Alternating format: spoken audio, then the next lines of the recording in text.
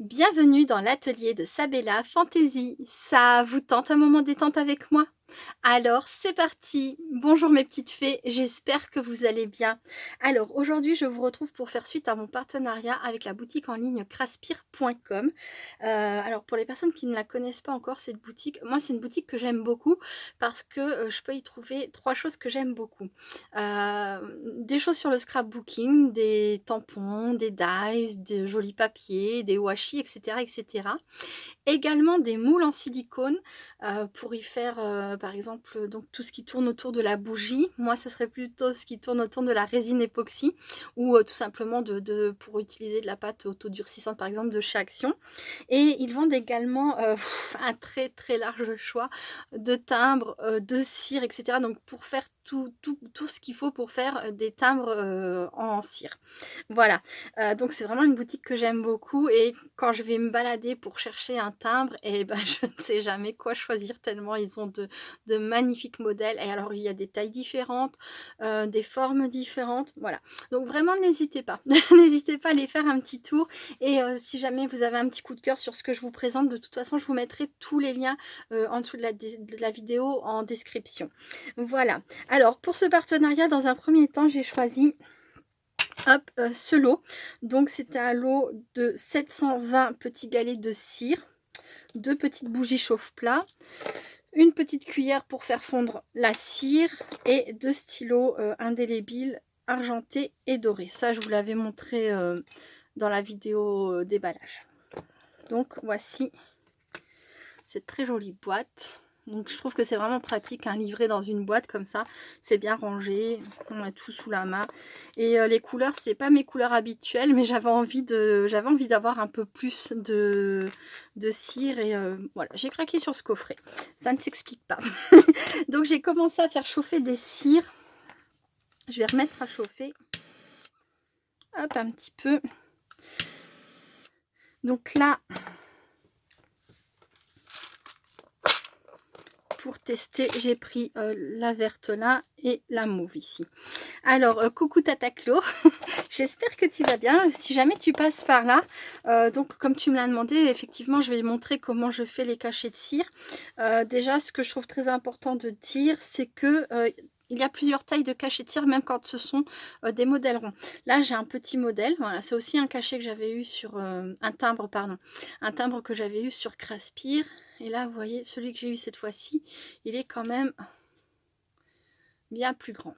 Alors tout dépend ce que l'on souhaite faire, c'est à dire que par exemple moi j'aime bien quand mes cachets de cire sont bien pleins, bien remplis, mais des fois j'aime bien aussi l'effet un peu trop petit, pas complet, je sais pas comment dire, mais voilà, où l'empreinte n'est pas prise pleinement.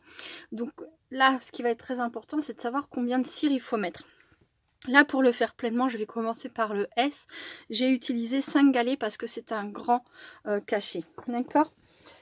Un grand timbre. Je me perds toujours dans les mots. Timbre, cachet, je dis toujours n'importe quoi. C'est un timbre. Voilà. Donc là, normalement, ma cire est assez fondue.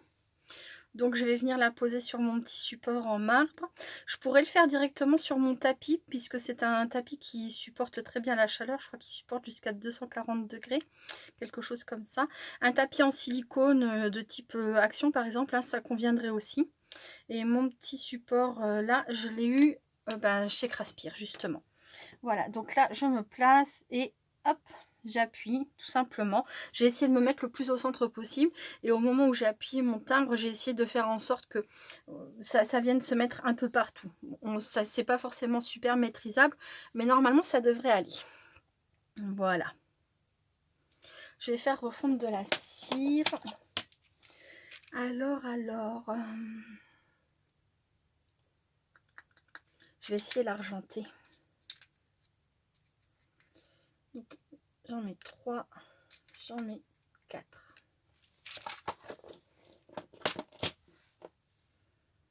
Voilà.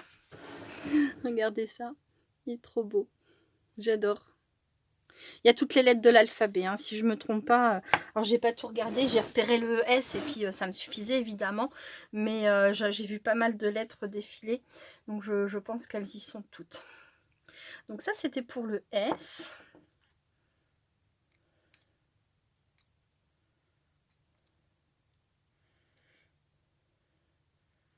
Alors c'est pareil, là j'ai un petit pinceau en silicone que j'avais depuis très très très longtemps. J'avais acheté un ensemble chez Lidl. C'était Lidl, il me semble. Et je trouve que c'est vraiment bien pour récupérer la cire. Voilà. Et donc là, je vais faire le chat. Hop. Voilà. Je vais remettre de la cire. Bah oui. Oh, j'ai envie de tester. Oh non, je vais faire le renard. Non, le renard, je vais le faire avec la... non, non. Je vais faire le renard dans un... avec celui-ci.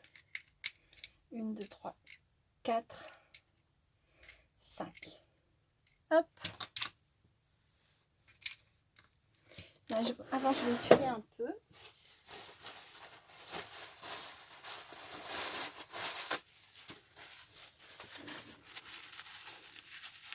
Alors, on peut laisser les couleurs se mélanger. Hein. Des fois, ça fait de très jolis résultats.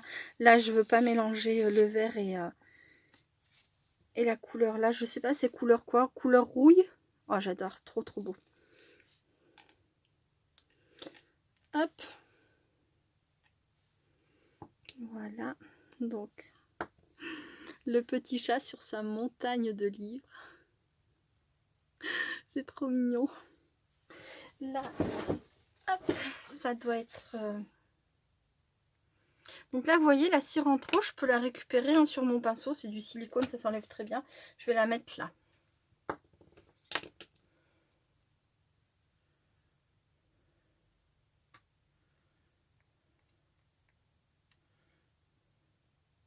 Oh, le argenté, il est magnifique aussi.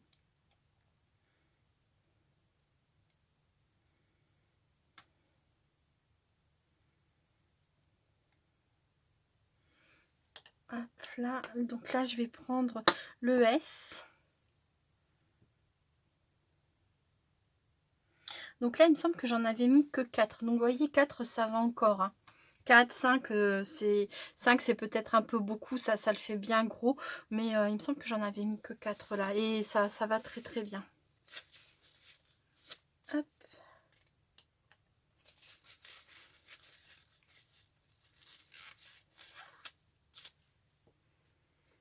C'est très facile à faire, c'est super rapide. Ce qui compte vraiment, c'est la quantité de petits galets que vous mettez. Hein. C'est ça qui va faire la différence sur le résultat. Que votre cire soit bien chauffée, que vous en ayez mis assez. Et après, au moment de vous placer, de vous assurer, bah forcément, si vous mettez votre cire dans le milieu, mais que vous visez à côté, que vous ne prenez pas bien dans le centre, ça va pas faire un effet, l'effet souhaité. Mais j'ai envie d'essayer ce bleu là. J'ai envie d'essayer toutes les couleurs. Donc là, je vais en mettre que 3. Parce que 4, c'était suffisant pour... Oh là là, il est beau. C'était suffisant pour faire mon S complet. Regardez ça. Ah.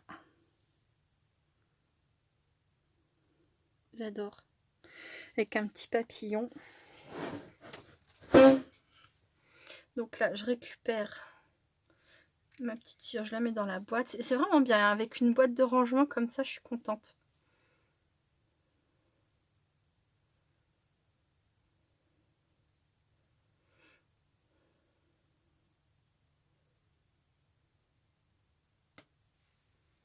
Voilà. Ensuite, on peut prendre donc les feutres. Là, c'est fait exprès. Je sais pas ce que je prends, le doré, l'argenté. Je vais prendre le doré. Et on peut venir repasser en fait sur le volume de sur notre motif, quoi, en volume. Je vais vous montrer ça de plus près.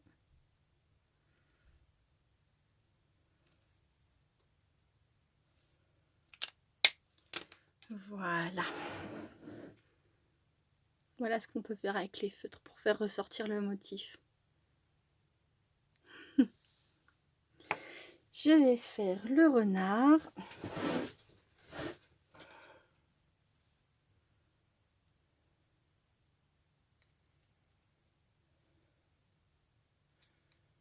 Et alors après les cachets de cire, on peut les mettre, bah, sur une enveloppe qu'on envoie. La matière est faite de telle sorte que ça passe dans les machines de la poste. C'est assez souple en fait. Donc j'avais lu j'avais lu sur Wikipédia que c'était pas comme dans le temps où les cachets de cire avaient tendance à casser. Maintenant c'est une matière un peu plus élastique et donc du coup ça va très bien. Ça peut passer dans les machines, oui, dans les machines de la poste. Hop.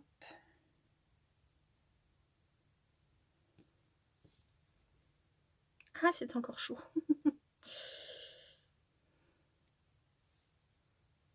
Bon, ça va, je me suis pas brûlée, j'en ai juste mis un peu partout sur mes doigts.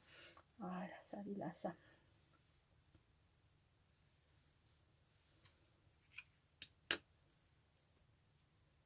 Voilà. Oh, oh, comme il est beau. Oh, j'adore ce timbre. Il est magnifique. Un renard à 9 queues. C'est trop beau. Et je vais en faire un petit dernier. Je pourrais essayer toutes les couleurs, mais ça va devenir redondant. Hein. Mais j'ai quand même envie d'essayer ce bleu là. Et ce bleu là aussi me plaît beaucoup. Le métallique.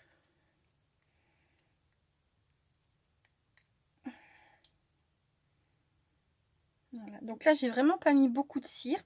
Et donc, ça va me faire normalement un seau partiel. Sauf si j'arrive comme par hasard à prendre tout le... Je voulais le... Voilà, je vais faire comme ça. Je suis presque arrivée. Hein. Je vais laisser sécher.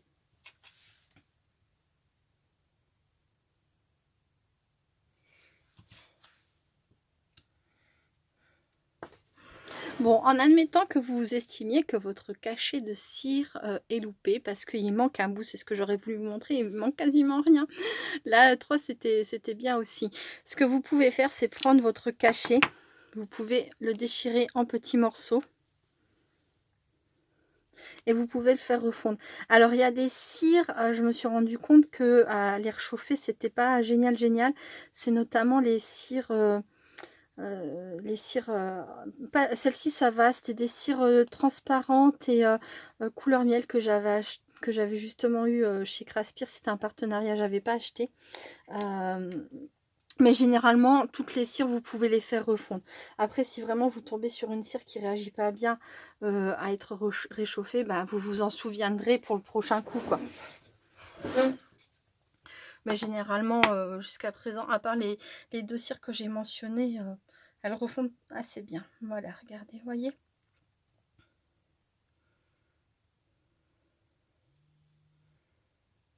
Ah, j'ai mon Quentin qui m'appelle. Je vais faire une petite pause. Hop, à très vite. Donc me revoilà. Bon, j'ai oublié de souffler ma bougie avant d'aller ouvrir. Ça a eu largement le temps de bien chauffer.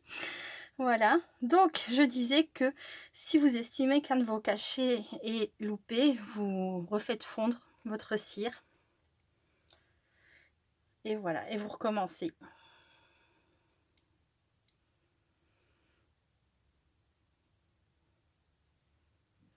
Hop.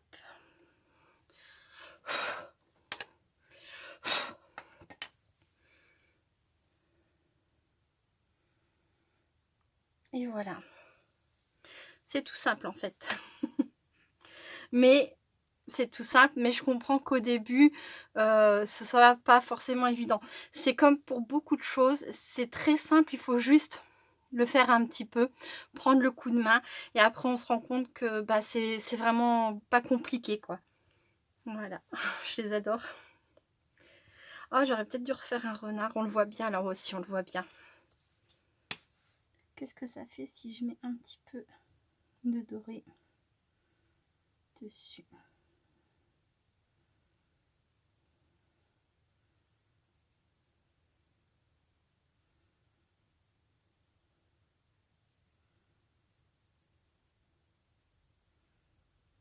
Hop.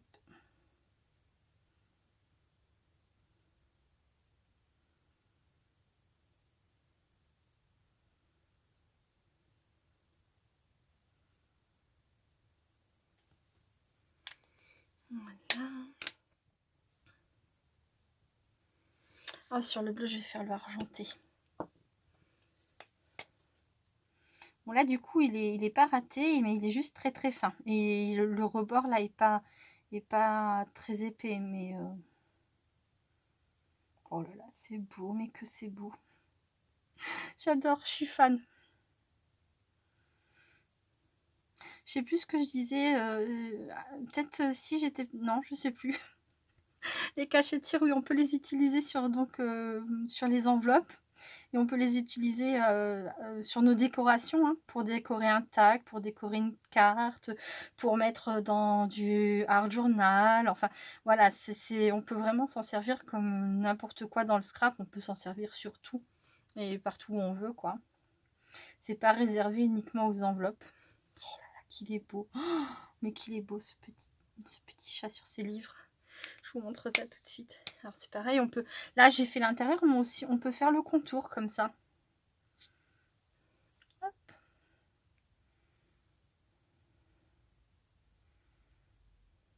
Ils sont vraiment très bien, ces feutres-là.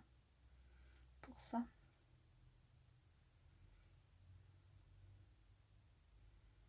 Voilà.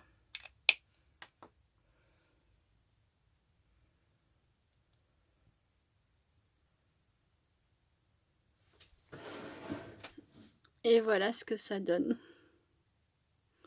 J'adore. Les cires sont vraiment très jolies, j'aime beaucoup.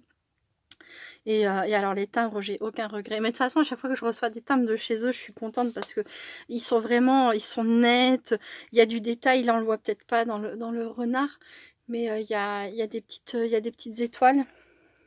C'est fin, il marque très bien la cire, donc vraiment j'adore. Merci beaucoup beaucoup à Craspir pour ce nouveau partenariat. J'espère que cette petite vidéo vous aura plu. Je vous dis à très bientôt. Restez créatives et créatifs. Bye bye.